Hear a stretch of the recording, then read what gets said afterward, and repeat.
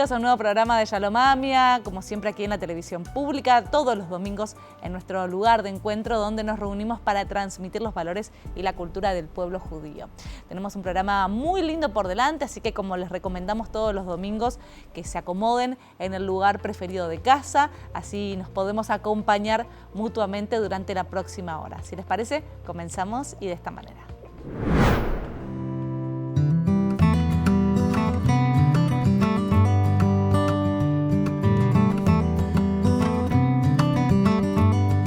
Esta tarde tenemos el honor de contar con la presencia de Daniel Supanichki. Gracias, Daniel, por estar con nosotros. No, por favor. Daniel era esposo de Beatriz Berenstein, una de las 29 víctimas del atentado contra la sede de la Embajada de Israel en Buenos Aires, del que este martes 17 de marzo se van a cumplir ya 34 años. 34 años es un número, ¿no?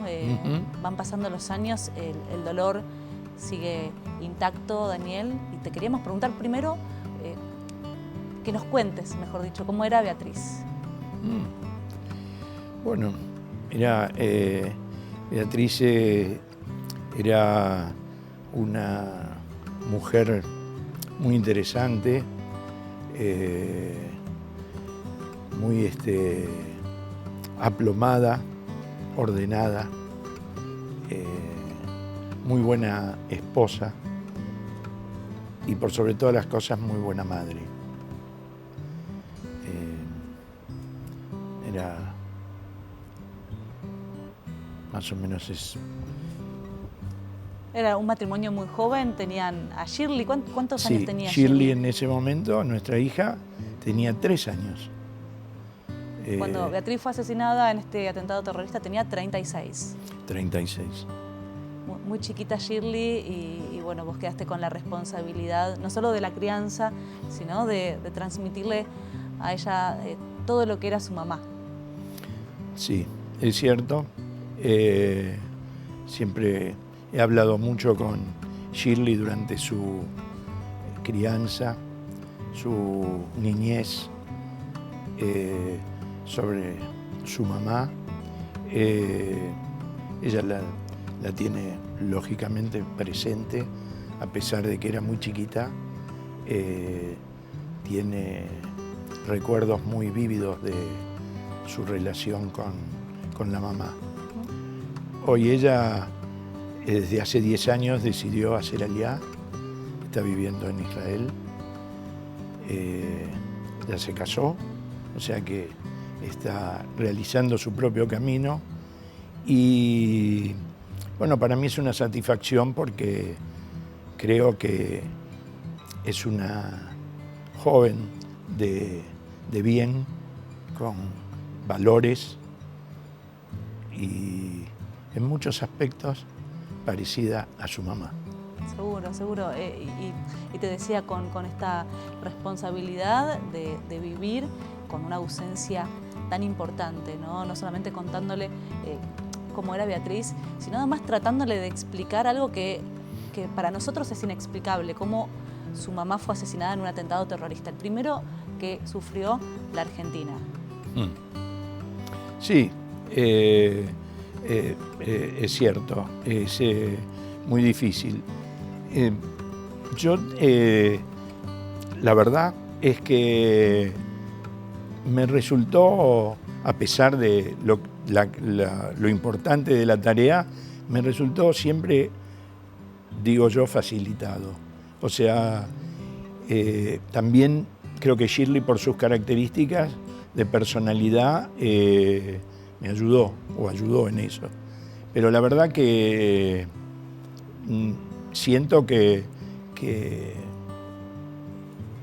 era algo que me nacía, como ir siguiendo sus pasos. Por supuesto, tuve apoyo terapéutico y demás. La verdad que estoy contento con la hija que es hoy una mujer. Seguro. Y Daniel, te quiero preguntar, bueno, ¿cómo recordás ese 17 de marzo de 1992? Sabemos que vos trabajabas, tenías una oficina muy cerquita de la embajada y que, bueno, en el momento cerca de las 3 menos cuarto, escuchaste un ruido muy importante, pero nadie iba a imaginar que era un atentado terrorista y que se había atentado contra la Embajada de Israel. Sí, es verdad.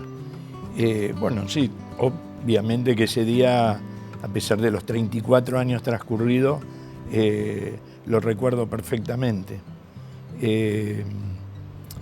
A la mañana de ese día, Shirley ya iba al jardín de infantes y junto con Beatriz la llevamos.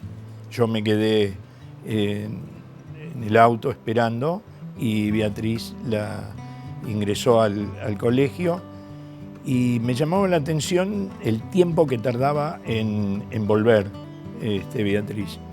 Y cuando volvió le pregunté qué había pasado y me dijo, mira, hoy Shirley como no me dejaba salir, hasta se agarraba de mis piernas y no quería que me vaya de la salita, y hasta que, bueno, la Morá la convenció un poco y pude salir. Bueno, un hecho que después por ahí tiene otro significado por lo que pasó. Y fuimos juntos, la dejé en la puerta de la embajada y fui a mi oficina. ¿Ella trabajaba en la embajada? Ella trabajaba en la embajada en tareas administrativas. Y bueno, efectivamente, desde mi oficina se escuchó la explosión y, como recién dijiste, era impensado que era un atentado terrorista en Buenos Aires y a la Embajada de Israel. Así que realmente pasaron varias horas hasta que me enteré. Y bueno, concurrí y llegué a la zona de la embajada y vi realmente, bueno, un desastre. O sea, el edificio, la casa, la casona derrumbada, todos los servicios de emergencia, la remoción de escombros, y bueno, pero Beatriz no había datos sobre ella, y algunos compañeros sobrevivientes me decían que se había ido antes de la explosión, que no estaba en el momento de la explosión. Lo que ocurrió es que ella salió poco tiempo antes de la explosión y la onda expansiva la tomó sobre la calle Arroyo, y entonces fue una de las primeras víctimas que fueron llevadas a los hospitales, y por eso es que no estaba. Y después, bueno, siguió nuestra búsqueda junto con otros familiares y a la noche o más tarde nos enteramos de qué había pasado con ella, que había sido asesinada. Y Daniel me decía, bueno, no solamente es muy difícil cada 17 de marzo, que ya se van a cumplir 34 años desde ese momento, sino que, bueno, el mes de marzo, cada vez que llega marzo, se hace muy complejo, ¿no? Sí, muy complejo. Se remueve todas estas situaciones, se recuerdan, y la verdad que a mí, que en mí noto un cambio en el mes de marzo. O sea, tal vez estoy diferente que siempre.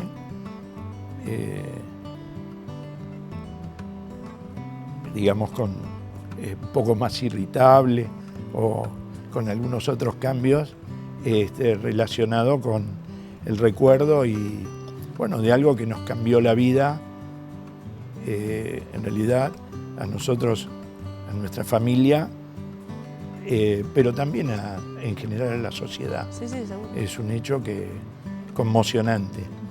Y bueno, pero lo transitamos. un duelo difícil entre lo privado, lo público y también la falta de justicia, digo, ¿no? Porque claro, eso también es fundamental.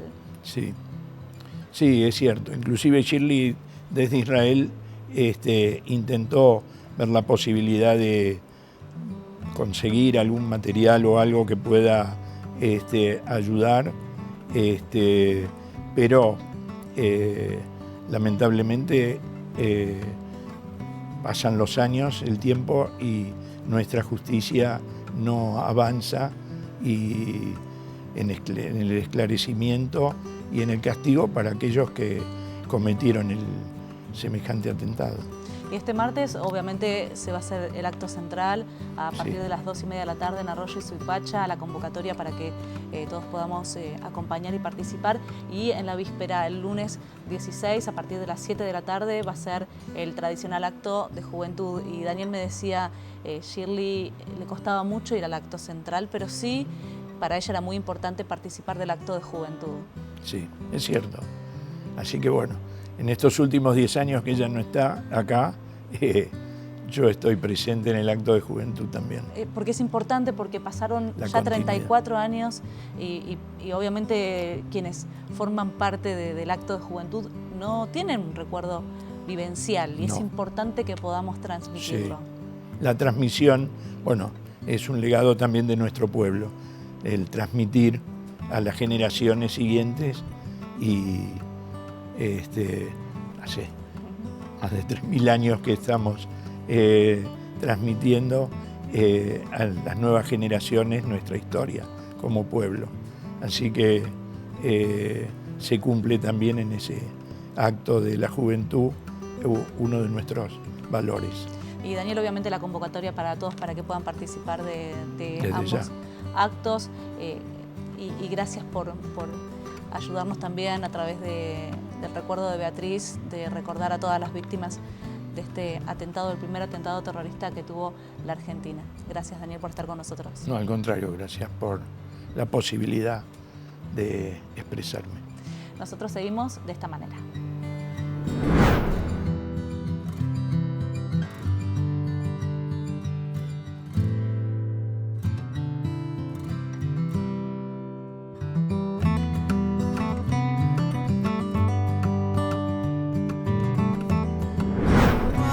של הגעגוע אליי הוא בא, מתחבץ לי בתוך הלב. שאלתי את עצמי שוב מה קרה, למה את עושה כל כך כואב. נשארתי לבדי בחשיכה, האור שבחיי כבר לא דולק. ניסיתי לעשות גם מדורה, שתאיר אצלי את החלל שמזמן כבר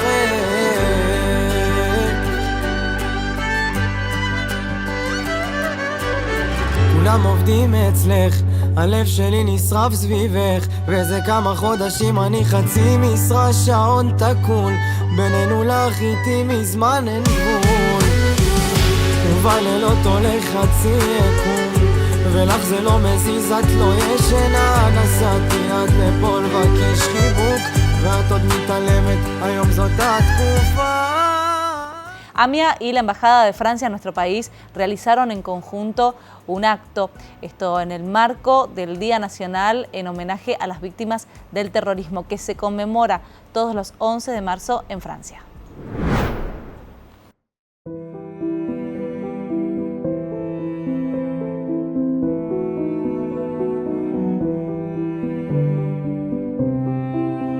La sociedad argentina y la sociedad francesa necesita que se les explique qué es el terrorismo y el daño inconmensurable que ha causado el terrorismo. Ha marcado nuestra historia reciente de una manera dolorosa.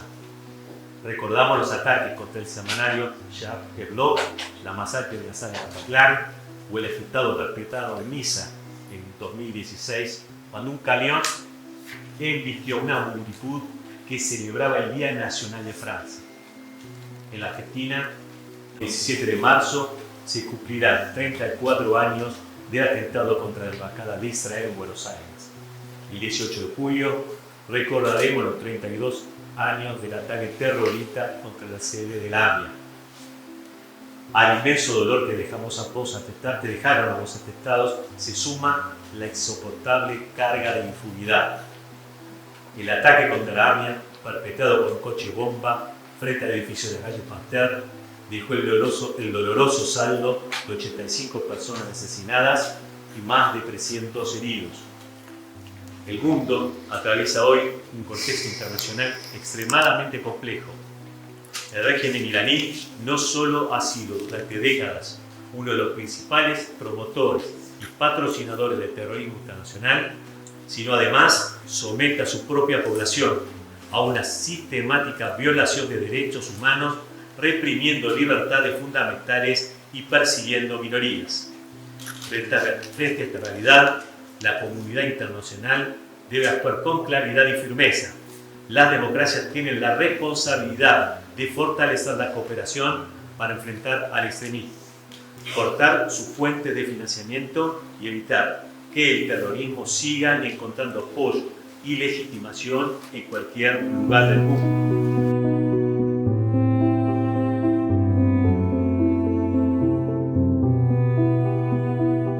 Bueno, hoy es un día importante porque es la fecha de conmemoración en toda Europa de las víctimas del terrorismo. El día de hoy conmemora los atentados contra Madrid, contra la ciudad de Madrid, contra la sociedad española y contra la sociedad europea en su conjunto. Los atentados de Madrid simbolizaron el ataque a sociedades abiertas, multiculturales y fundadas sobre el Estado de Derecho. Hoy nos reunimos aquí en Argentina, en Buenos Aires, en la Embajada de Francia, en un acto coorganizado con la AMIA para recordar las víctimas de los dos atentados que golpearon a la Argentina contra la Embajada de Israel y luego contra la AMIA.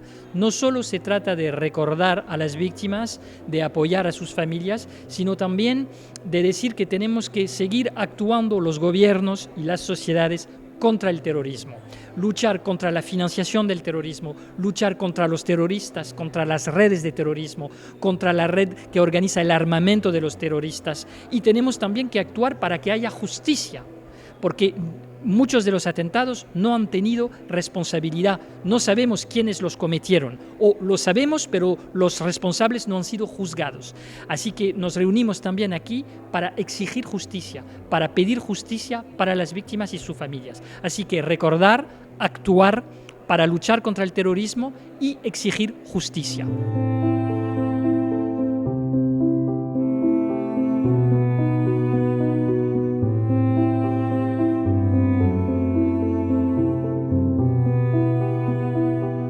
Hola, mi nombre es César Vela Ramos, soy hermano de Juan Vela Ramos y Eugenio Vela Ramos, asesinados en el atentado de la AMIA en 1994. Juan tenía 19 años en ese entonces y Eugenio tenía 16 años, cumpliendo a 17. Yo hago presencia para decir, bueno, aquí hay una persona y varias, obviamente, quienes han sufrido la maldad de otras personas, que no les interesa si son padres, madres, hijos, y pueden matar. Eso es el objetivo de ellos. Y otro porque creo que es importante reunirnos en un lugar así para poder levantar la voz en alto, ya sea por las autoridades, las personas que somos víctimas de la AMIA y víctimas del terrorismo, y aquellas personas que vivimos el dolor en carne propia. Y en estos actos se levanta la voz, se eleva la voz, se hace conocer al mundo para que ellos tomen en cuenta con quiénes deberían entablar incluso una relación, una amistad. Es igual que una familia. Quien te hace daño sin mirar las consecuencias de sus actos. Creo que por eso vengo y por hacer presencia y honrar en lo que en vida fueron mis hermanos.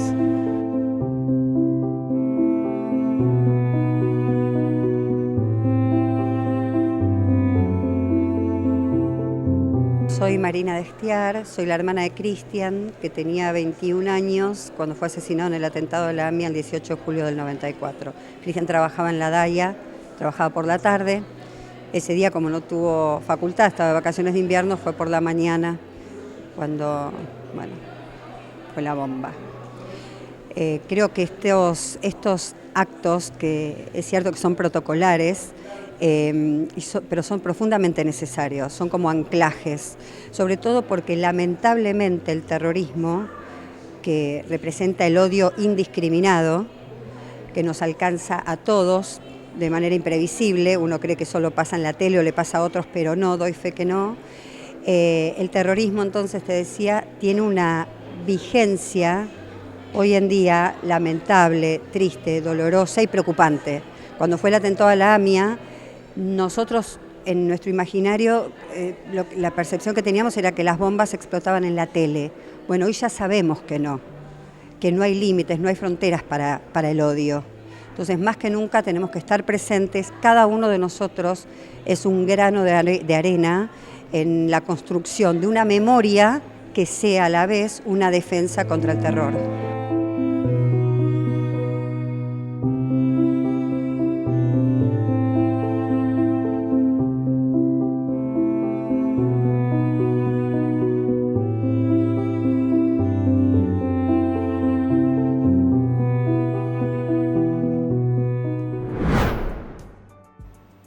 La Escuela Bereshit inauguró un nuevo edificio en el barrio de Villa Crespo y nosotros estuvimos ahí.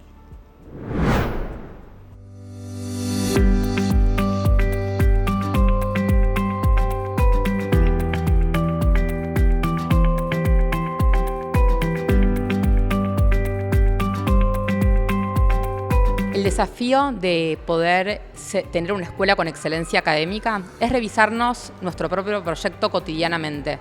Lo que era excelencia académica hace 5 años atrás, hoy nos lleva a replantearnos, ¿hoy es excelencia académica eso? De esa manera nuestro proyecto se actualiza permanentemente. Hoy nuestros alumnos necesitan herramientas nuevas, necesitan convertirse en tener cerebros bilingües, poder tener herramientas de tecnología y poder tener pensamiento crítico, siempre manteniendo la identidad. Los pilares fundamentales para nuestra escuela es mantener las raíces sólidas, que los chicos, que nuestros alumnos sepan quiénes son, cuáles son sus tradiciones, y eso convive permanentemente con los valores y con la excelencia académica. Nuestros alumnos en proyectos transversales viven una vida judía plena al mismo tiempo que están preparados para vivir en un mundo cambiante, tener herramientas cada vez más sólidas para poder tener todos los recursos que necesiten cuando salgan de nuestra escuela. Y en ese sentido nuestro desafío siempre es pensar qué necesitan nuestros alumnos que salgan en el 2033, en 2034, y sabemos que van a tener herramientas para salir al mundo sabiendo quiénes son.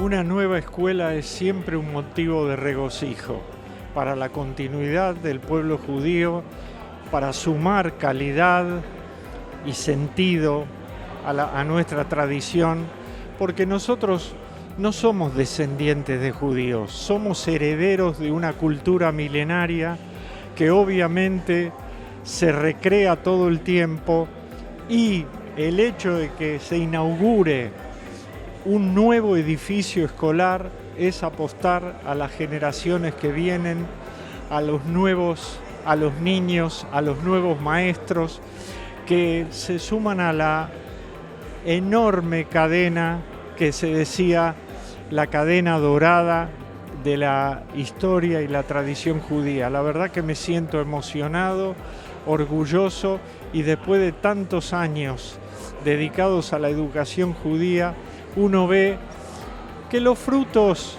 se disfrutan en otro plano, no en este mundo, pero algunos de los frutos ya los estamos percibiendo con alegría, con esperanza.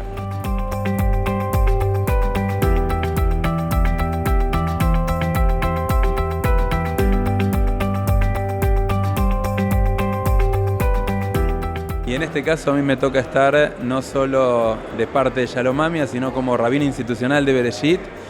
Creo que Bereshit es lo que la comunidad judía necesita, una excelencia académica con una transmisión de valores judaicos de excelencia, pero con el equilibrio que realmente nuestras fuentes y nuestros sabios piden para poder sacar el potencial de cada chico y que realmente brillen e iluminen y hagan de la comunidad y la sociedad un mundo mejor. Es un placer estar acá en la inauguración de una institución educativa con todo lo que esto significa en estas épocas en el cual escuchamos que ya los proyectos de educación, de familia, están mermando conforme a los datos que nos dan los diferentes ministerios.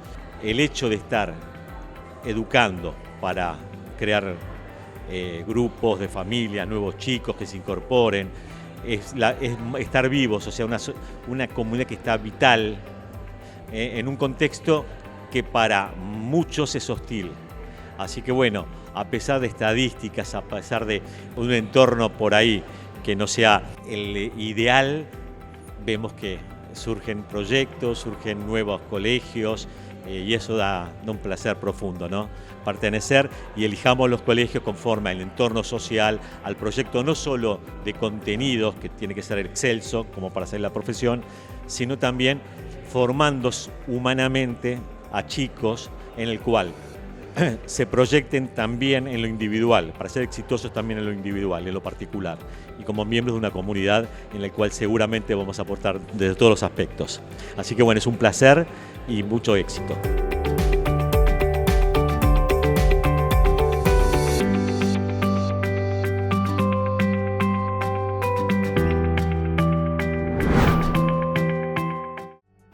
En un ratito vamos a estar en la casa de Nelson, en su cocina, para conocer cuál es la receta de hoy.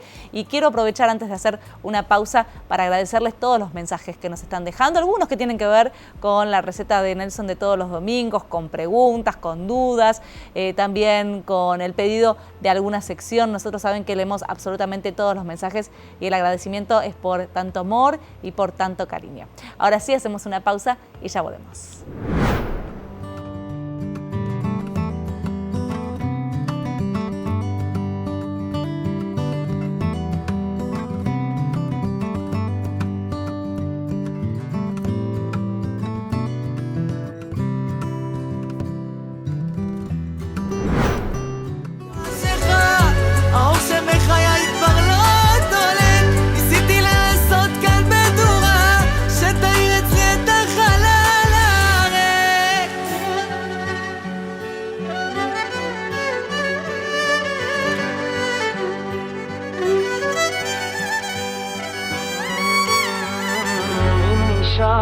מה קרה לי? למה כל דבר איתך עקום? לא ידעתי מה ציפה לי, איתך זה היה הכל או כלום. והגעגוע אליי לא בא, הוא לא אצלי יותר בלב. עכשיו קיבית המדורה שעשתה כל כך כואב. El martes se van a cumplir 34 años del atentado contra la Embajada de Israel en nuestro país. Y en este contexto queremos repasar con ustedes, en este informe, la historia de una menorá que fue rescatada prácticamente sin daños del atentado terrorista.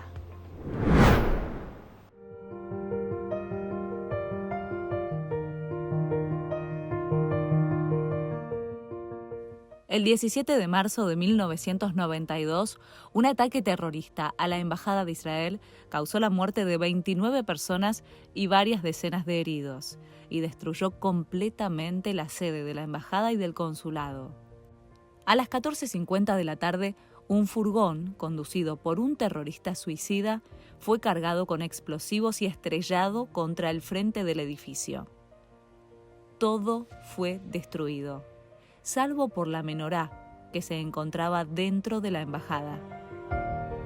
Embajada de Israel en Buenos Aires, la que fue destruida por un ataque terrorista el 17 de marzo del 92, estaba ubicada en el viejo barrio norte de Buenos Aires, a una cuadra de Avenida Libertador y a 3 de Avenida Santa Fe. El edificio estaba ubicado en la esquina de Arroyo y Suipacha, y las dos entradas que tenía la embajada estaban sobre Arroyo. La característica más importante que tenía el ingreso por 910 era la menorá, el candelabro, que apenas uno entraba se podía divisar junto a una escalera. Ese candelabro, que después de la tragedia que nos sucedió el 17 de marzo, sobrevivió. De acuerdo con alguna carta que quedó registrada, el hijo de Tzur, el primer embajador de Israel en Argentina, explica que esa menorá la trajo su madre, la instaló su madre allí frente a la escalera.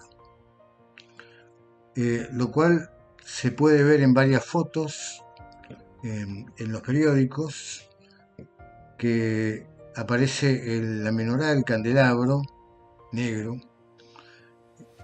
sobre una vereda, diría fantasmal, porque fue después del atentado, y en medio de la destrucción y del caos aparece la menorá.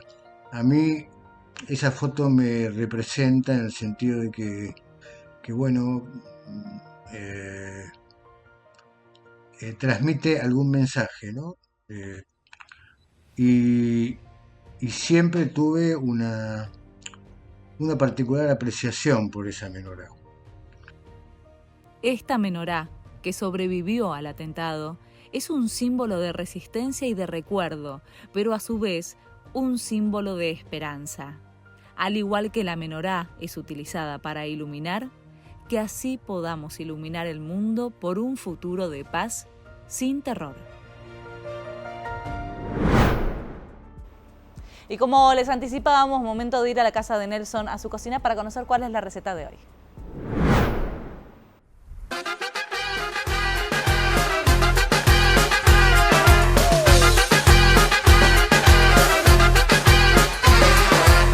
ערב חדש אבטיח קר, זהו זה ולא אחרת. גיבוש צנחנים מרקה יעלים, לא, אין לנו ארץ אחרת. ים סוף, ים המלח, ים תיכון, ים כנרת. תפיסות יובל ושבת שבאה וחוזרת. רק בחגים אוסף של כוורת. עוד מונדיאל אבל בלי הנבחרת.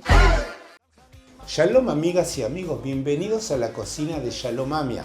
Hoy quiero compartir con ustedes la receta de los pepinos en salmuera.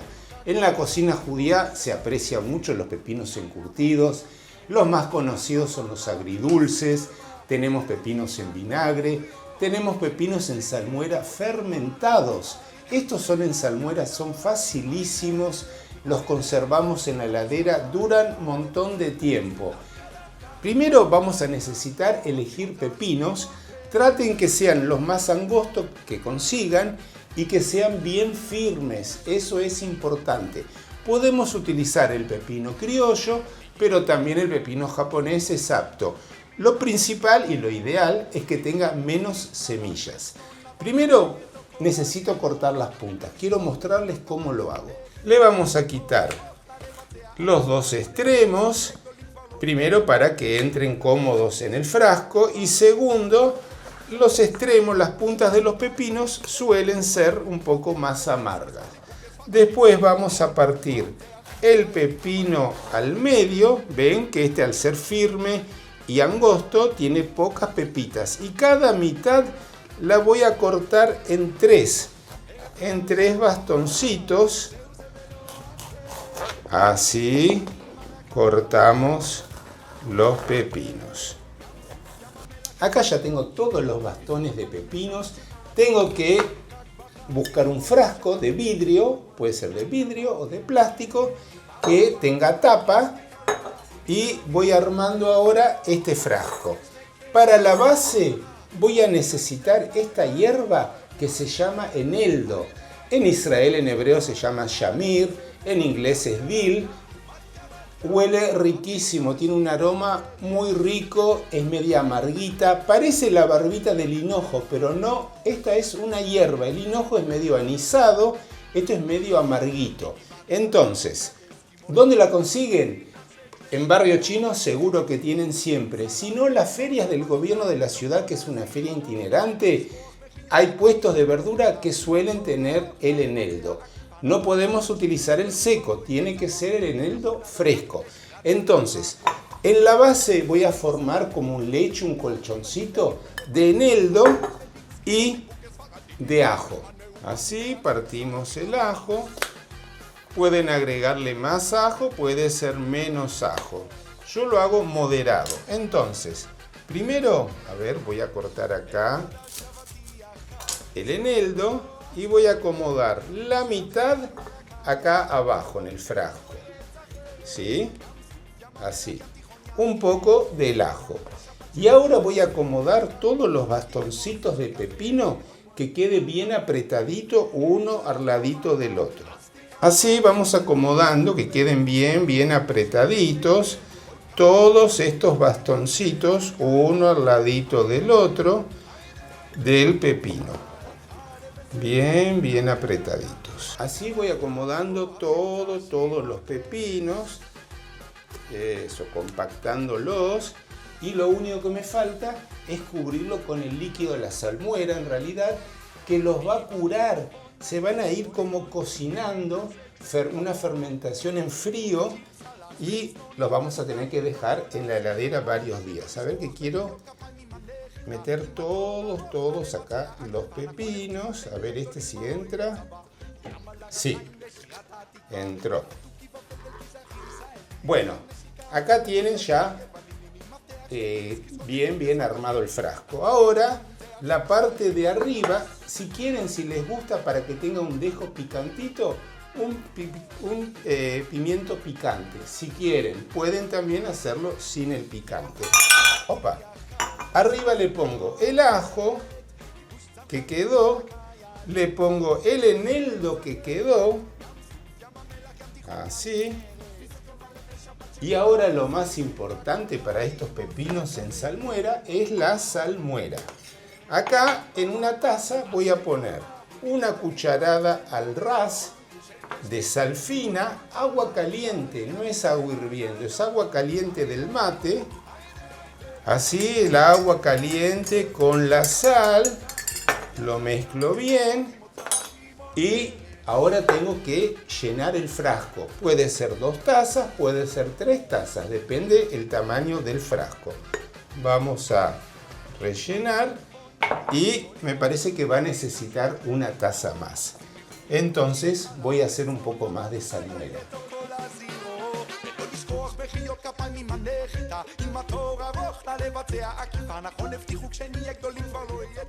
Bueno, ya tengo acá el frasco con los pepinos bien apretaditos, con el eneldo abajo, con el ajo, eneldo arriba, con ajo, la salmuera.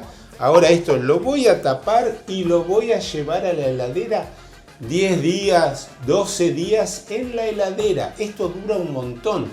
Pero ven que ahora el pepino tiene un color verde intenso. A medida que pasan los días, esta salmuera va a ir curando el pepino. Siempre va a resultar crujiente, la piel, todo va a quedar crujiente. Pero el pepino va a cambiar de textura. Acá rescaté unos del frasco anterior que yo tenía en la heladera para mostrarles cómo quedan más tiernitos, cómo cambia el color, un verde musgo, cambia la textura. Esto queda buenísimo, es adictivo. Me encanta. Enseguida les paso la receta, así todos lo pueden hacer en sus casas.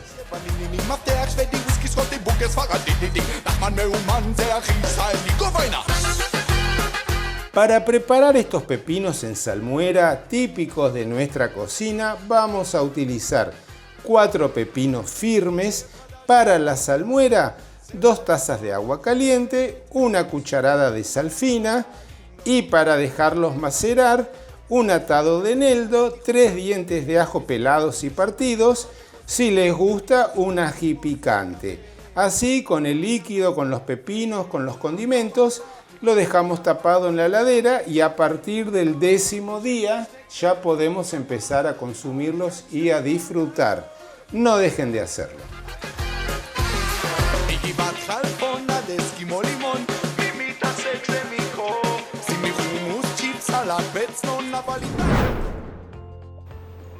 Y de esta manera llegamos al final del programa de hoy. Como siempre les queremos agradecer la compañía. Los invitamos a que se queden aquí en la televisión pública. Nosotros nos volvemos a encontrar el próximo domingo. Que tengan una excelente semana. Shavuot.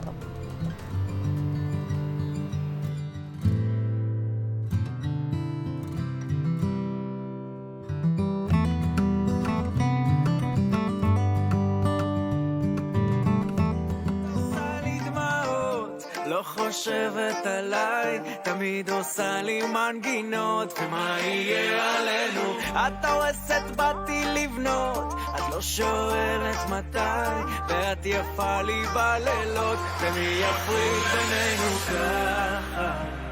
את אומרת לי פשוט, תתחיל לנגן, בקצב תיתן, ומה שיהיה פה יהיה. שיהיה לנו שבוע טוב, שבוע טוב, מן אביב ומזכור לטוב, שבוע טוב, איך אני אוהב שאת רוקדת.